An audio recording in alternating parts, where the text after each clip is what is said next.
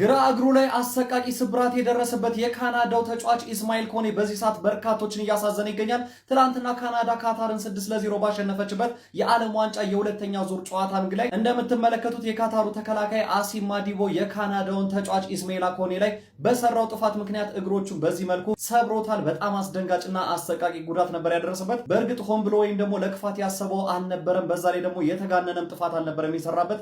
ነገር ግን በጣም በሚያሳዝን ሁኔታ የካናዳው ተጫዋች ኢስማኤል ኮኔ ግራ እግሩ በዚህ መልኩ ስብራት አጋጥሞት ነበር። ጥፋቱን የሰራው የካታሩ ተጫዋች አሲም ማዲቦን በሰዓቱ ሁኔታውን አይቶ በጣም ደንግጦ ጭንቅላቱን ይዞ ሲያለቅስና ሲያነባ አይተናል። በጣም አስገራሚ የነበረው ነገር ደግሞ ጉዳቱን ያስተናገደው የካናዳው ተጫዋች ኢስማኤል ኮኔ ጉዳቱን ወይም ደግሞ የእግሩን ስብራት ባየ ሰዓት አፉን በሁለት እጆቹ ይዞ እንግዲህ በጣም ድንጋጤ ውስጥ እንደነበር አይተናል። ከዚህም አልፎ አስገራሚ የነበረው ነገር ኢስማኤል ኮኔ ሜዳውን ለቀው በሚወጣበት ሰዓት ይቅርታ ሲል ነበር ለካናዳ ደጋፊዎች።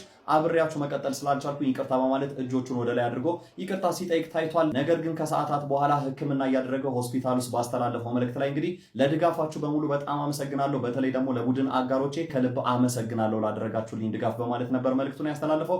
ለማንኛውም አሰቃቂ ስለነበረው የኢስማኤል ኮኔ አሳዛኝ ስብራት ምን ትላላችሁ? ሀሳብ አስተያየታችሁን ኮሜንት ሴክሽን ላይ አጋሩኝ። ሜዳ ስፖርትን ፎሎ ማድረግ እንዳትረሱ።